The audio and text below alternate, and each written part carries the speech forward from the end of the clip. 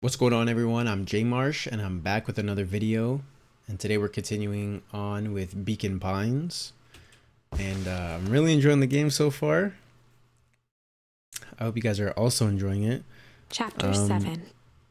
We got two, oh yeah, this is the first time we've been to chapter 7. We got two very different stories branching off here, but I do think that they all are gonna have this overarching theme that about the two towns.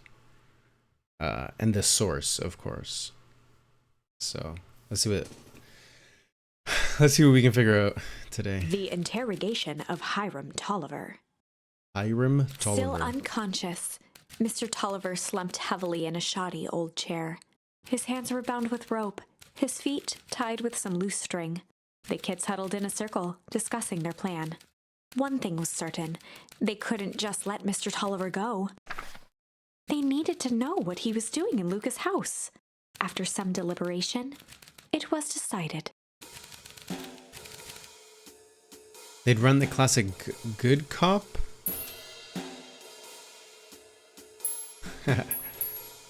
Good cop.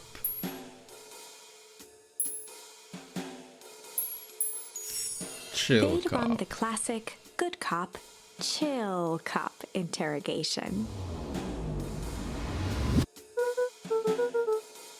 I'll handle this. Just gotta play it cool. Luca walked calmly to the light switch, flicking it off and on a few times. Mr. Tolliver shook his head, gathering his wits. Golly, I sure got my bell He rung. looked over to find Luca, who returned a calming grin. Sorry, Mr. Tolliver. This was all a big mistake. Luca, what's going on here? Why do you have me strapped down? No one's fault, really. Rollo just got a little startled. Rollo's Rollo here? and Beck emerged from hiding to give a timid wave. Look at him chilling up on the boxes. Well, alright. Mistakes happen. You kids gave old Hiram a good scare. Let's just get me out of these ropes and call Luca it even. glanced over to Rollo and Beck, who replied with skeptical looks. Mr. Tolliver, why are you in my grand's basement? I'm here to help, of course. Help with what? What's my gran up to? If you'll just cut me loose, I can show you. How do I know we can trust you? Mr. Tolliver exhaled with disappointment. Luca, have I ever done wrong by you? No. And since your gran moved to town, haven't I been nothing but welcoming? Yeah. So why would I turn my back on your family now? It's just... all this stuff seems pretty weird. A board with names of people from town, an archive of my dad's old disturbing Luca patient gestured notes, to the corner. barrels of explosives. I can explain everything. You just need to untie me. You kids deserve an Luca looked explanation. again to Rollo and Beck. This time they shrugged. Luca began to slowly loosen the bindings. Mr. Tolliver gently rubbed his wrists. That's a good lad. This will all make sense in Edged time. imperceptibly toward the stairs as he spoke. You see, this town has secrets, Luca. A very dark Before past the indeed. kids had even noticed his movement, Mr. Tolliver was at the light switch. A past that must be brought to Punctuated his final words by flicking the switch and rushing up the stairs. light. Son of Beck a... darted to the wall and turned back on the lights. It was too late. Rollo confirmed what they all heard. He just locked us down Mr. here. Tolliver's muffled voice came from behind the door. I wasn't lying, you know. This is for your own good. You kids just keep tight down there. And let the adults They handle looked this. bewildered at each other. Play it cool, huh? Not now, Beck. They heard the staccato thump of quick steps exiting the house. The kids looked down in resignation. This isn't how it goes in Hank Atomic. For some reason, they'd always assumed it was up to them to save their town. Luca opened his mouth, hoping to conjure some magical words to make this right. Only a hollow croak escaped. The end. Well, we certainly aren't going to find a grand resolution to our tale locked in a basement. Back to the drawing board. Well, gotta play good cop, hard cop.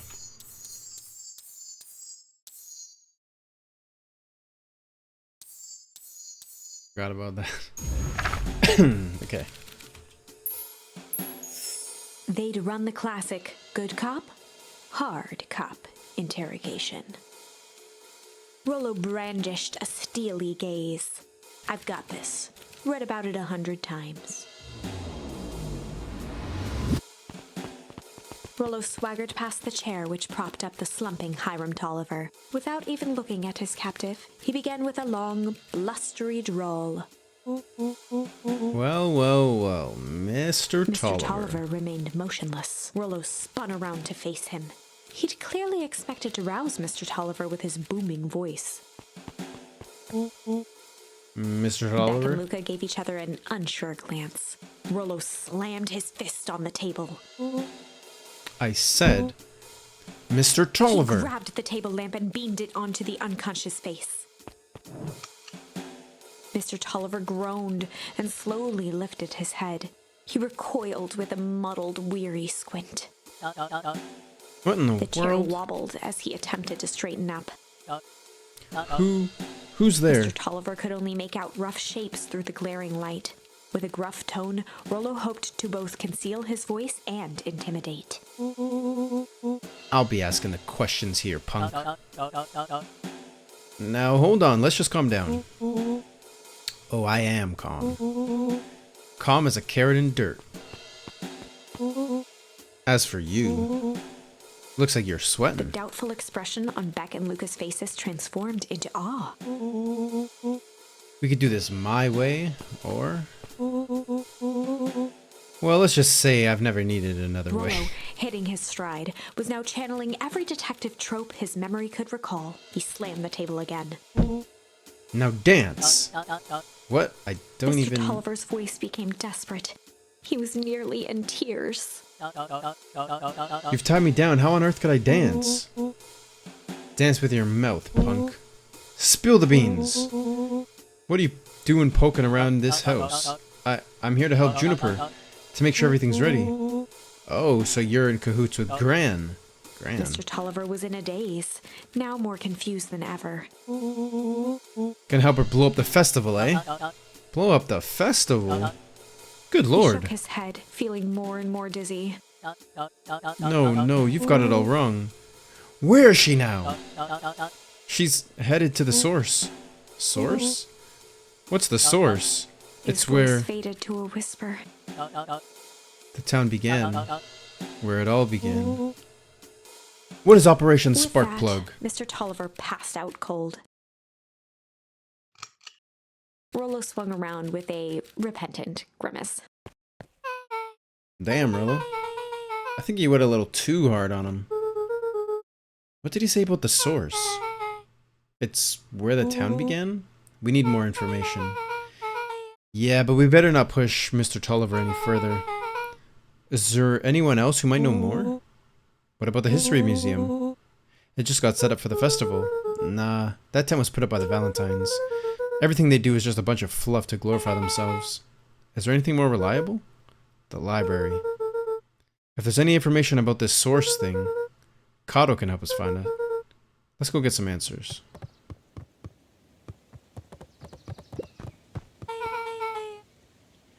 This is a dang nice library. Thanks, we work hard on it. Aren't you a little too adorable to be a librarian? Oh, Kato hung out here so much, eventually they gave him a set of keys. I just keep an eye on the place for Miss Novak sometimes. They got you working for free? It's quiet and I get to access all the books I can read. What more could a person want? Fair enough. What can I do for you all? We need a favor. I already told you and Rollo, I can't put you any higher on the waitlist for the next Hank Atomic. And if you're here with more candy, I'll have you know I can't be bought. Call it a personal code of conscience. Actually, we're looking to do some research. Now you're speaking my language. What are you looking for? That's the thing, we sorta don't know. What do you got on the history of the town? There's a country record archives. What's in those? Births, deaths, newspaper clippings, stuff like that. Pretty boring reading. But they do go all the way back to when the town was founded. Great, we'll start there. Chapter 8. 6 feet under, 3 towns over. The kids spent the rest of the afternoon combing through dusty piles of old county records, desperately searching for anything that could help them make sense of Mr. Tolliver's cryptic utterance. Luca tried to shake the thought of Gran's basement, but his focus wavered. Explosives, messages hidden in jam, dossiers on various town figures, and a corkboard threaded with photos. Gran was the only family he had left. He still couldn't bring himself to believe the worst. But the old map with the symbol of explosives in town square made that difficult. As the sun began to set, the kids were no closer to the truth.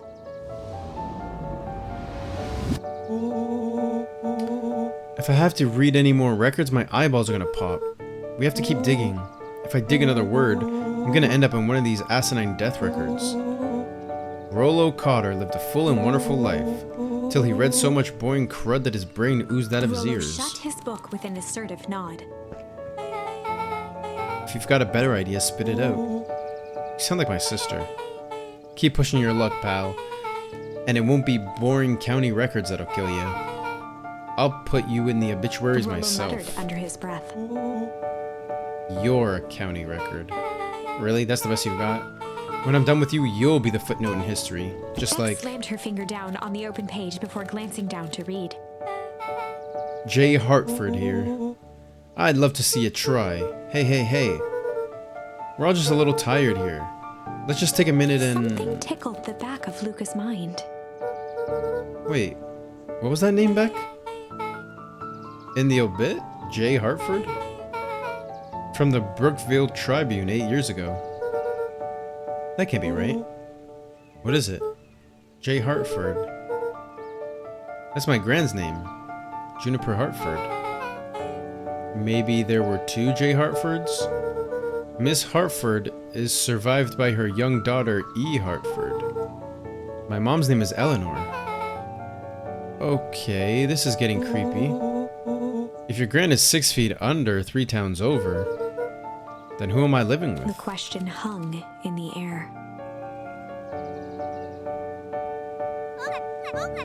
Alright gang, I gotta close up for the Beck night. rubbed her eyes. How late is it? Almost 10. Oh crap, Pa's gonna kill me. I gotta go. Yeah, my parents will be worried sick. Okay, let's meet up as early as we can tomorrow. Let's meet up as early as we can at the festival tomorrow. What are you gonna do about your about the unconscious man in your basement? I'll think of something. Luca's heart was pounding as he approached the house. If he was lucky, Gran, or whoever it was, hadn't gotten back yet. And of course, there was Mr. Tolliver tied up and unconscious in the basement. Dealing with him would be the first order of business. Luca shook out his arms to calm his nerves before entering.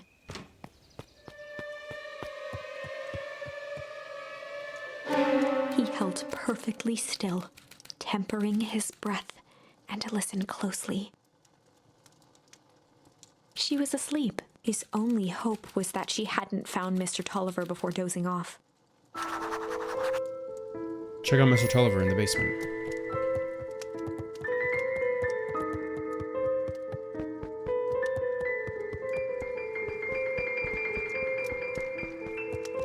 Just have to check.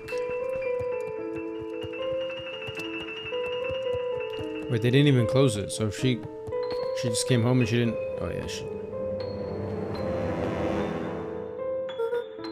Oh, Mr. no. Tolliver was nowhere to be seen.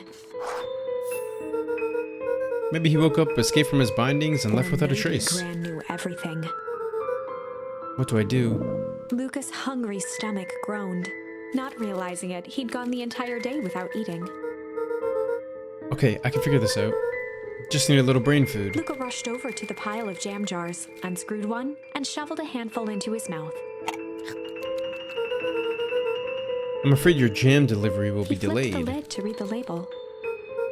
Mr. Nuncreed. Okay, now I can think. So if Gran knows we tied up Mr. Tolliver, I'm screwed. If she doesn't know, then I need to play it cool. I guess the only option is to go to bed and act as if nothing is wrong. Gran will think Mr. Tolliver finished what he was sent to do and left when he was done.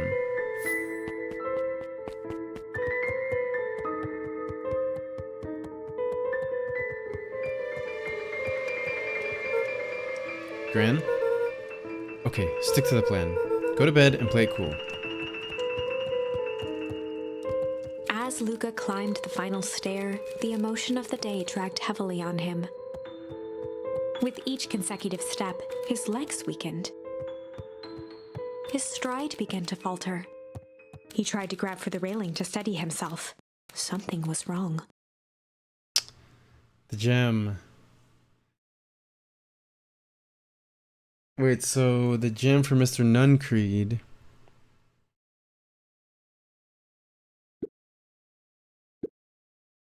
Come on, legs, just a few more steps.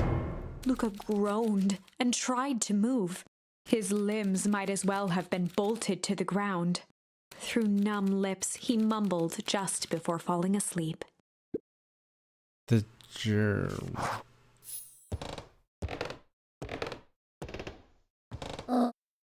Sweet boy. What did you get yourself into?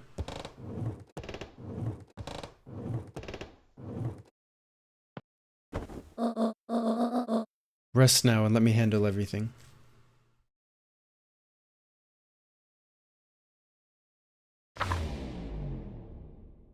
Chapter 9. A speech to end all speeches.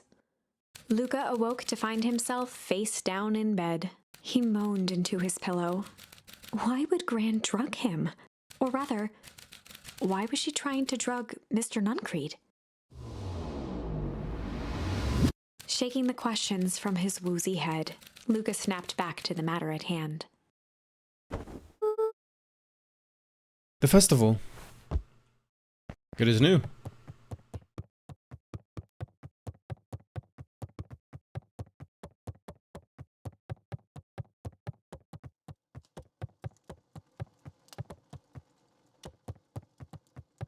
We're just leaving the secret door open, eh?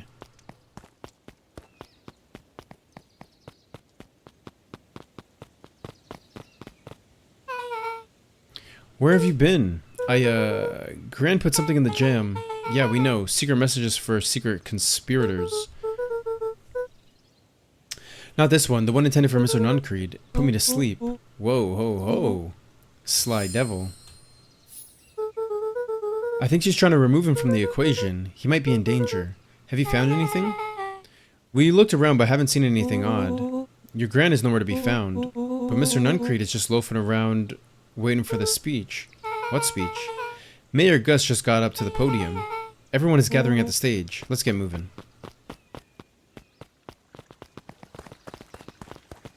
Augustus Valentine nervously wiped his brow. Ahem. Is this thing... hello, Beacon Pines. I'm Augustus Valentine, your mayor, and I suppose you already know that. Oh yes, before we get started, I just want to take a moment to recognize someone who couldn't be here today. This town wouldn't be where it is today without my father, Sharper Valentine. So I thought we could begin with a round of applause befitting such a great man.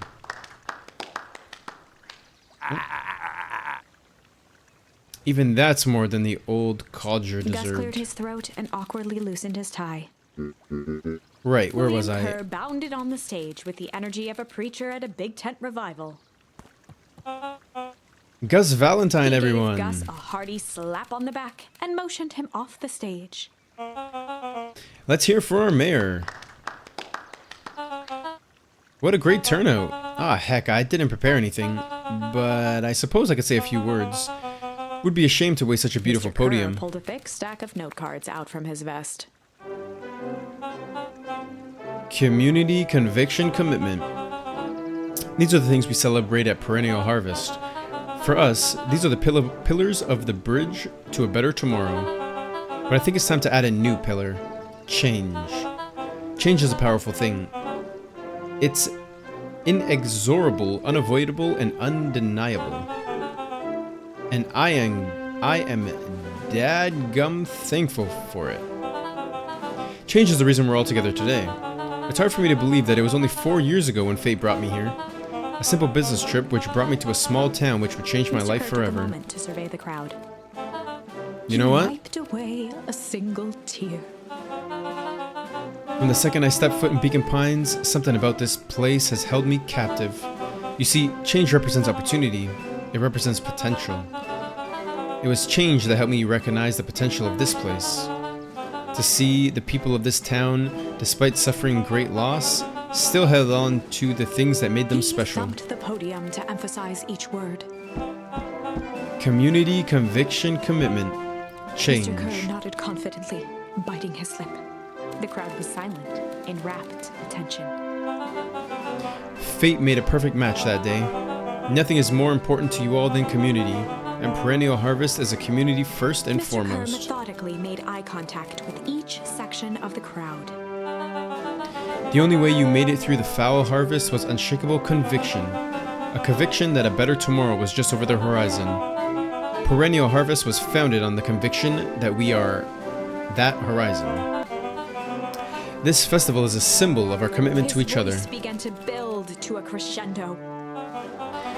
We now walk hand in hand into the future we will shape together.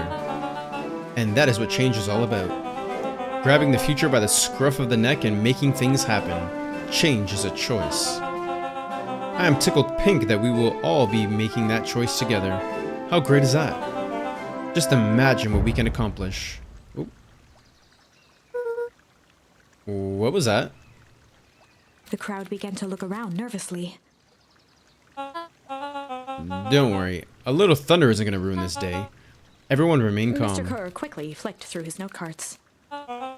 Where was I? Through all of my travels, I have learned one true thing. One always reaps what they sow. We have all planted a lot of good in this town, and so, it is with a happy heart that I can proclaim, He raised his hands up to the heavens. our harvest awaits.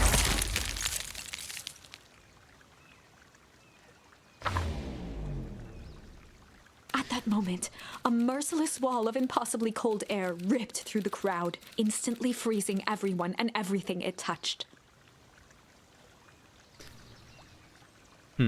So interesting. There's so many endings where the source from the old town does just freeze over the new town. For a man like William Kerr, this was a fitting way for things to end. On a stage, with an entire town frozen in rapt attention for the rest of time. The end. There's that ice again! Whenever I think we're getting close, it comes along and ruins everything. Maybe we should just quit? Maybe you should just close the book, walk away, and never think of me again. No, I don't mean that. We got a little closer this time. We just need to try again. Please. Oh, so now we can be sly. But we also got adorable. I guess we don't need that yet. Okay, let's continue on. This way. Should we? What happens if we choose refuse? Oh man.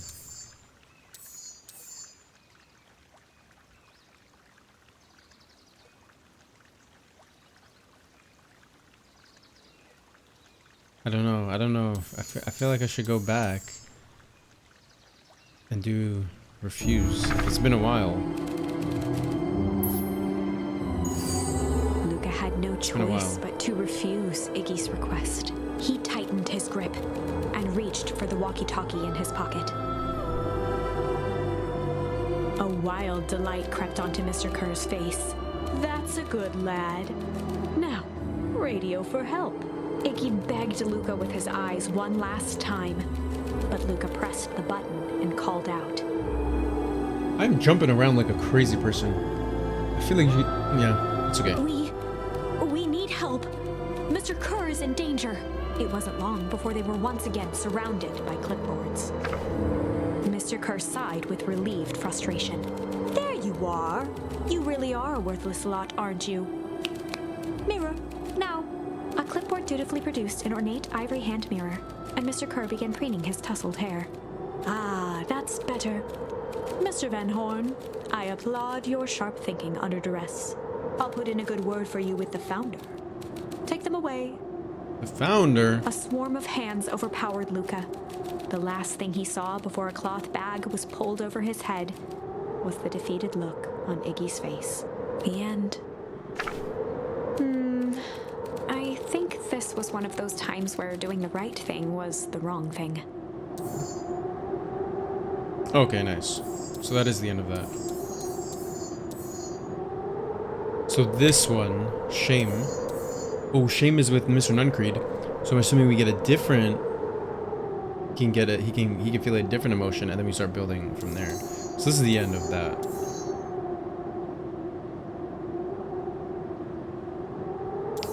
Interesting, okay.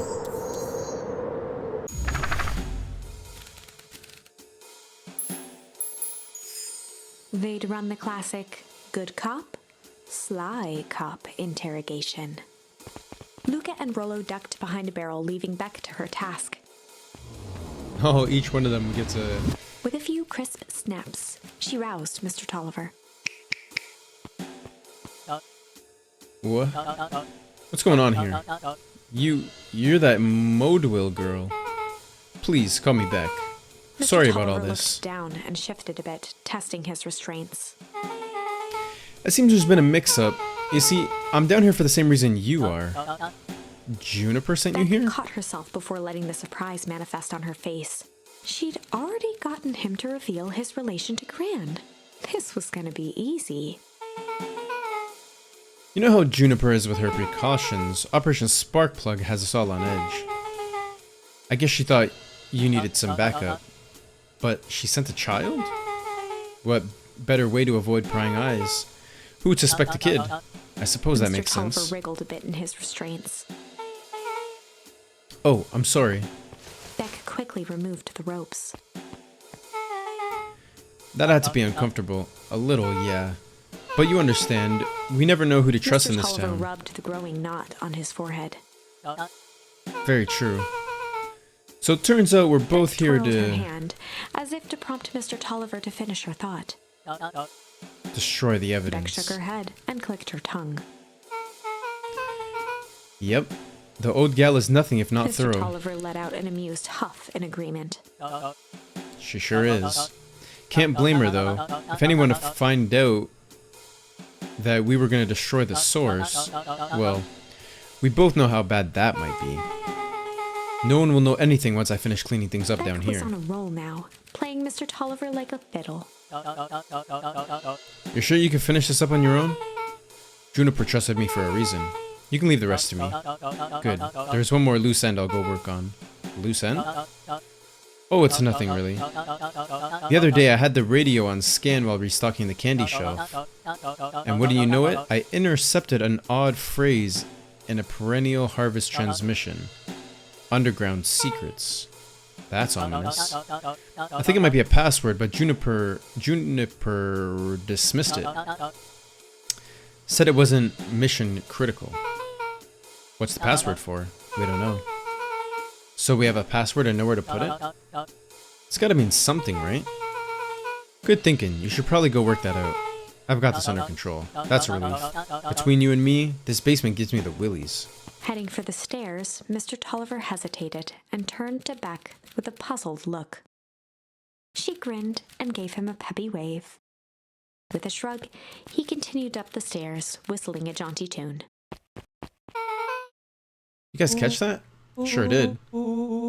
This whole time, Mr. Tolliver's had a candy shelf, but he never sells us apples. But all he ever sells is apples. Beck blinked slowly in disappointment.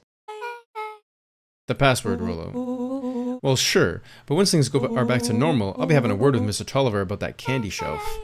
Fine. In the meantime, I've got an idea. She turned to the table and began tearing small scraps of paper. He said he heard a password on the radio. Any good spy transmission is never what it Beck seems. marked each scrap of paper and leaned back. We just need to find the hidden meeting. Okay. What's another word for underground? Buried, covered. Could it be a cover-up? Maybe it's one of those each letter is a number thingies. So U would be 21, N would be 14, D would be... Oh, it's an anagram. Nuncreed's drugstore. Whoa, how do you figure that out? Luca and Beck looked at Rollo with amazement. Rollo, that was incredible. Well, it's either that or Kren's nude rug store. Yeah, I think you were right the first time. How did you do that? What can I say? I love ciphers. Well, I guess we know where to go next.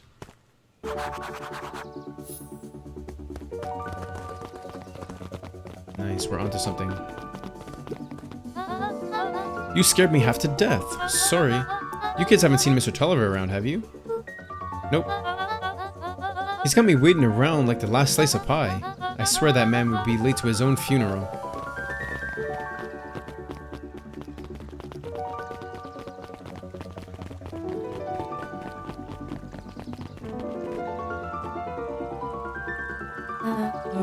You're late, Augustus. Sorry, sister. Was caught up with work.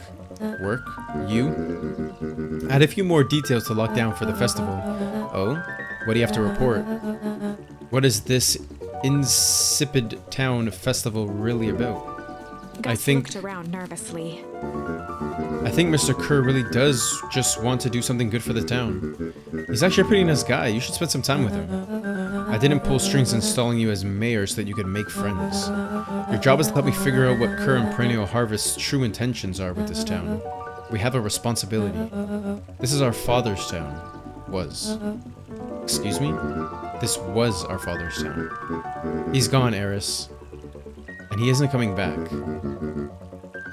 Father left us with nothing but problems. Mr. Kerr came here and offered to help us. We accepted that help. We didn't agree to them turning Father's warehouse into a toxic dumping ground. That's just a temporary arrangement. The glow can be seen from our damned backyard. They're dumping their nasty little secrets on us. When this all inevitably goes wrong, who do you think will be blamed? Eris's cry hung in the air. We have a new choice to make now, sister. This town is going to change whether we like it or not. Are we going to choose to be a part of that future, or be forgotten in the past? It's a shame. Father named you Augustus, but you always just be a Gus. Good night, Eris. I'll see you tomorrow. I'll see you at breakfast tomorrow.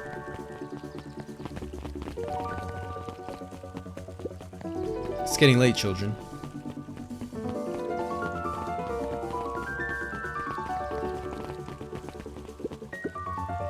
Knowledge, he spat with a sneer. There exists a gulf between knowing something and being able to do a damn thing about it. I do hate it when the villain makes a good point. Wait, can we go see... Oh no, Dawn wouldn't be here. She's out investigating. What's Solomon doing here? Solomon stood proudly at the entrance to the drugstore, holding a brown bag overflowing with black licorice. Hey, Solomon. We're looking for Mr. Nuncreed. Is he still in there? I'm afraid not. Then where'd you get the candy from? You might say we have an arrangement. Solomon shoveled a surprising amount of licorice into his mouth. Sometimes it's the small pleasures in life. Though we might not always have family to rely on, licorice has never let me down. Well, I can't say licorice would be my first choice, but whatever floats your boat. You can tell a lot about a person by their choice of confection. Oh, yeah, I guess. I like sour gobs. I'm certain you do. I always wonder why Mr. Nuncreed kept licorice in stock. You must eat enough of it to make it worthwhile. There are many ways to earn loyalty. For some, it's as easy as cold hard cash. Okay, bye. Well, he's right, it's locked. There's gotta be more clues. Okay, let's see.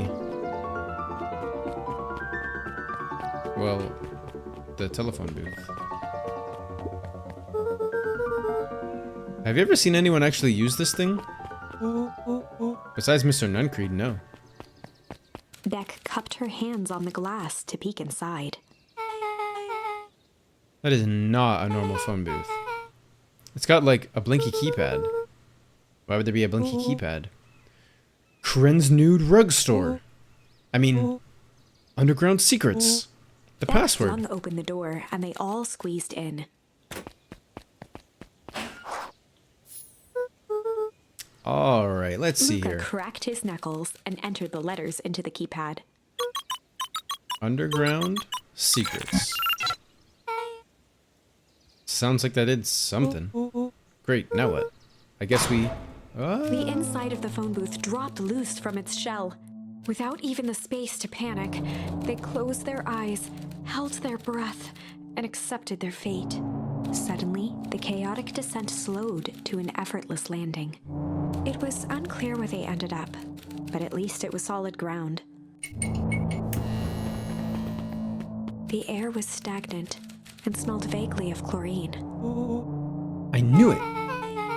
You knew that there was a secret hub full of strange tubes under the phone booth? Of course I did. Didn't I say that? No. I definitely thought it. Luca, do you remember when I said how cool it would be if the transdimensional conduits from Hank Atomic issue number 12 were real? Rolo, at one point or another, you've said that about every technology ever discussed in Hank Atomic. That's why I'm such a good predictor. It looks like each of these has something written on them. Mining Operations Alpha. You guys have mines here? Not that I know of.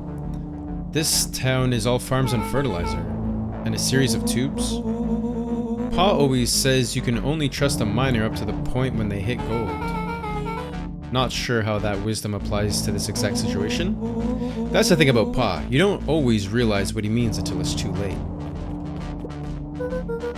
Perennial Harvest main office. That's where my mom works. What does she do? Science stuff? Is she involved in all of this? We just moved here. How could she be involved? True. Valentine Fertilizer Warehouse. Isn't that where you almost got snatched? Yeah. Why would Perennial Harvest have a tube going to the old Valentine place? This is starting to feel like something big.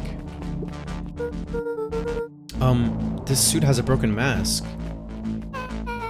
So we found our mystery warehouse creeper? We've at least found their hazmat suit. If it walks like a nun creed and talks like a nun creed, let's not jump to conclusions. Just saying. That's a lot of buttons. Stand aside, Earthlings. I've read enough Hank Atomic to know my way around Rolo's hands hovered over the sci-fi field tech. of blinking buttons. Eeny, meeny, miny. Oh. Rolo, what did you do? Nothing. I didn't even mow yet. What was that? Hide. Where? There's nothing but weird tubes down here. Just get back. Mr. Nightcrawler's gonna come flying out, isn't he? Yeah. Shit. Shit. Shit. Awesome.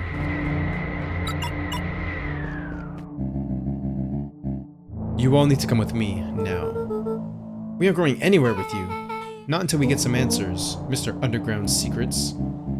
I told them it was an absurd password, but they love anything that makes them feel clever. They who? That's no matter. If I can keep you hidden until after the festival, I might be able to save your skins. We don't care about our skins. Hold on now, I like my skin. This all stops now, Mr. Nuncreed. Joseph waited for a moment in silence. You sound just like him. Who? Well, you don't get to talk about my dad. You know, your father and I were friends back before... He gestured toward the strange tubes. All of this. That's a lie. It's true. I used to bounce you on my knee. What happened? Same thing that always happens. Reality, complications, life. We were a team, Walt and I. An idealistic doctor and a bright-eyed pharmacist. Both hell-bent on helping folks. So you were his sidekick? No. We were partners. He helped the patients and I helped him. Yep, total sidekick. Nuncreed let out a growl of a sigh. Luca, I need you to know this. I need someone to know this. One day, Sharper Valentine comes to us. Says he's got an opportunity. He'd found something he didn't quite understand, and he was willing to pay us both handsomely to help him understand it. And my dad said no. Your father and I both believed in helping people, but the thing I could never get him to understand was it's a lot easier to help others if you help yourself now and then. Classic sidekick into villain plotline. Walt loved being righteous, almost more than he loved his family. He was wrong about one thing though. When he begged me not to take Valentine's offer, he said, "Joseph, if a person says yes one time to Sharper Valentine, he'll make sure they keep on saying yes to him until the day he's dead and gone." He shook his head wistfully. Sharper's long gone, but he still got me saying yes. Is there a point to this sob story? Not really, no. Just an old man trying to delay what needs doing. Nuncreed took a menacing step towards the children. I tried to keep you safe. I tried to keep you and Juniper out of this. But you forced my hand. Luca began to laugh. What? You really don't know? My gran isn't out of this. She's been scheming right under your nose. Juniper? Seems like she's planning on crashing the town's party. She's gonna disrupt the festival? Why would she? The color drained from Nuncreed's face. How does she know? Apparently she knows a lot of things. What? Let's just say this isn't the only underground layer we've busted into today. And honestly, hers was way cooler. She's got maps and explosives and bad intentions. Big man. Nuncreed grabbed Luca by the shoulders. His eyes were frantic. You need to tell me what she's doing, what she's going to do right now. She doesn't understand what it is she's messing with. Tell me now, she's in danger, boy. I don't know. She had a map with a mark on the fountain in town square. The fountain, but why would... A jolt of realization struck Mr. Nuncreed. She knows about the source? What the heck is the source? If she tries to destroy the source, it could catalyze and... Dear God, she's gonna freeze us all.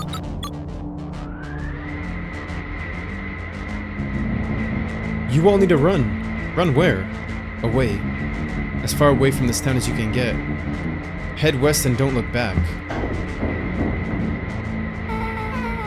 That did not go how I expected. So...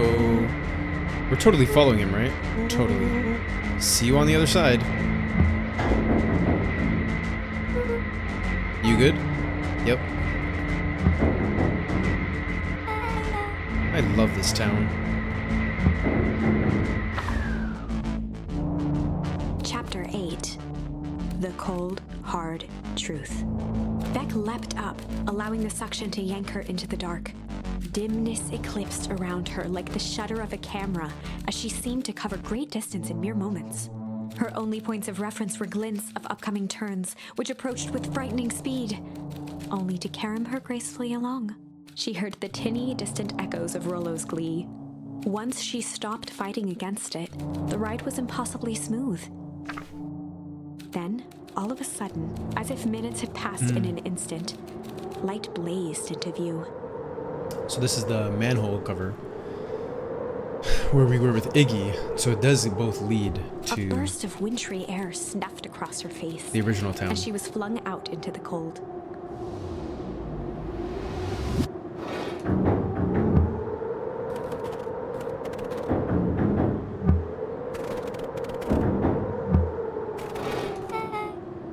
That was intense, yeah. I think I might have parted with some fluids in there. Any idea where we are? Somewhere cold. Doesn't look like it got on any of us.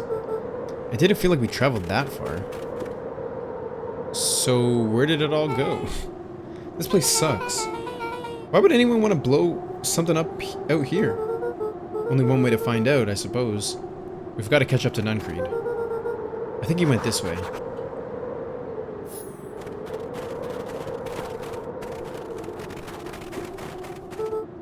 This looks familiar, yeah. Maybe we can clear off the snow? No time, Nuncreed's getting away.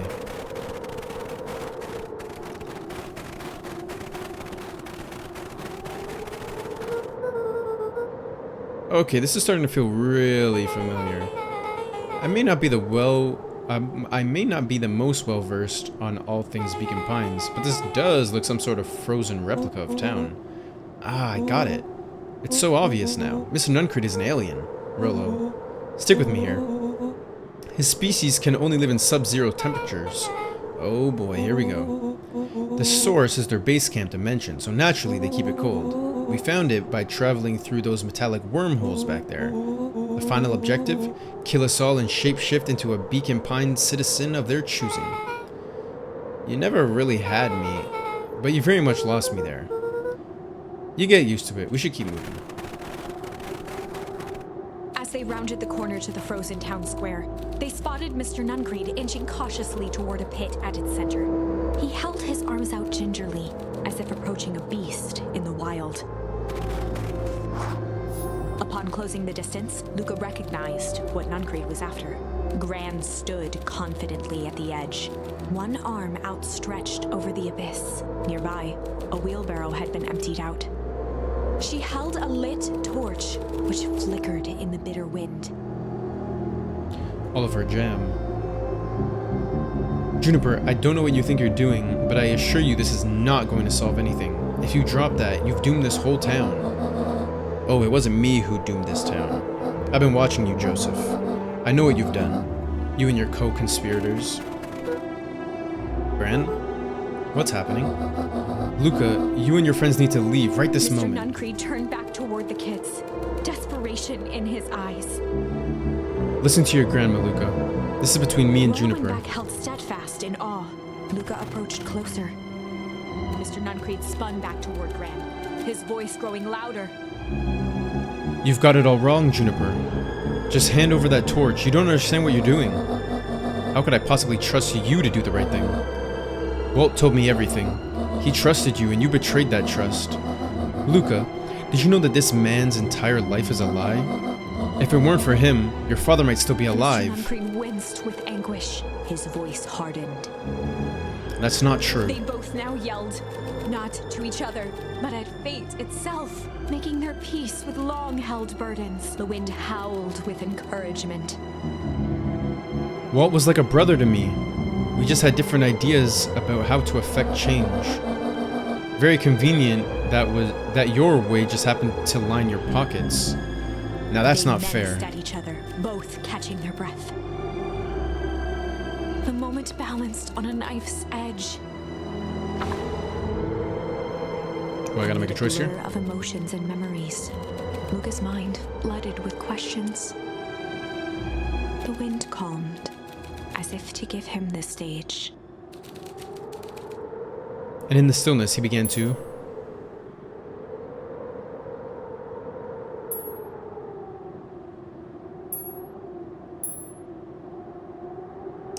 Let's hum.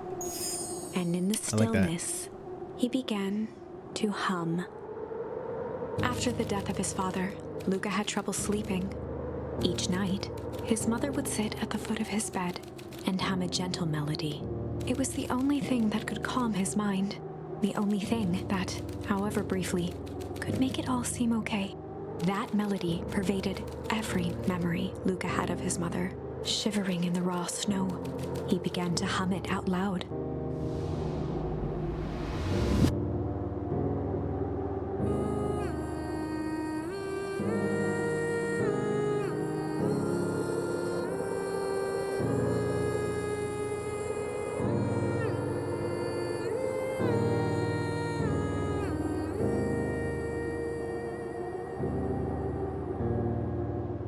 Gran lowered the torch, listening closely. As recognition slowly set in, her heart sank. Those countless nights of consolation, the incomparable loss they shared together. She let the torch fall to the snow and sizzle out. A few steps toward Luca was all she could bear before dropping to the snow herself. Through a flood of tears, she began to hum along, note for note.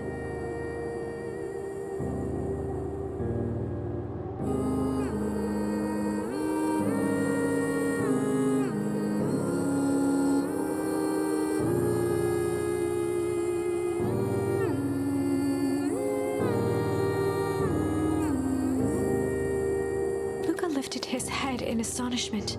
The last time he heard that melody was the last night he saw his mother. How do you know?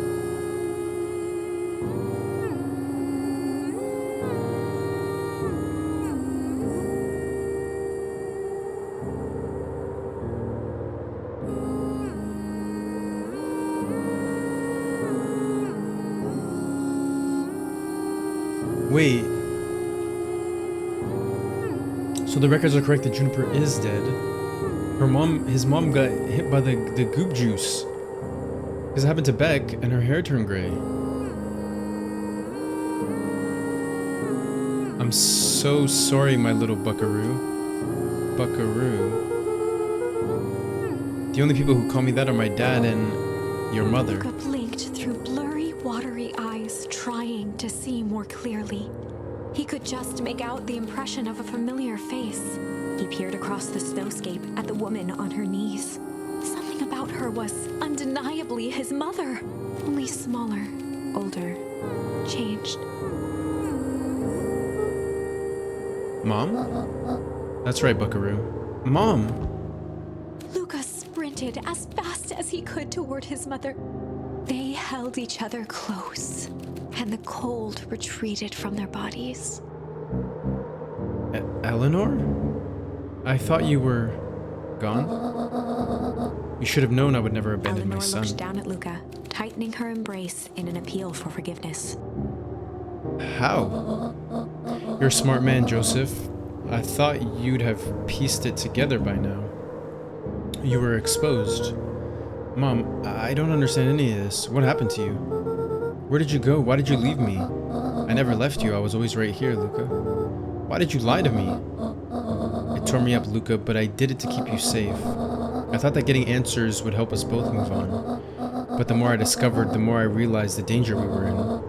Until perennial harvest was stopped, it was better if everyone thought I was gone. You could have trusted me. These are bad people, Luca. They won't stop until they get what they want. And they don't care who gets hurt in the process. Then what do? We have to stop them. Joseph slumped into the cold, wet snow. They can't be stopped. This is too big. I tried beating them at their own game. I'm done fighting fire with fire. For the first time in a long time, her voice felt like her own again. No more lies. I see now there's a better way to stop perennial harvest. The cold, hard Luca truth. gazed down at Nuncreed with pity. He looked small. Joseph stared into the snow, as if searching it for answers. Come on, everyone. We've got a party to crash.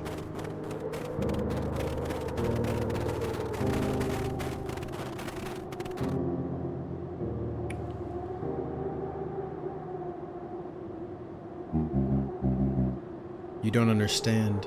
He always wins. Chapter 9. Huh.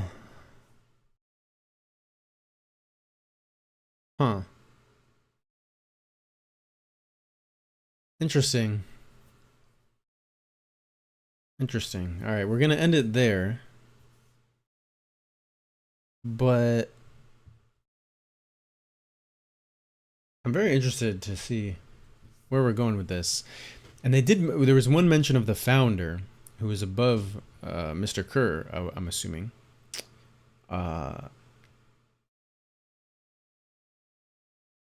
Yeah, very interesting, very interesting. All right.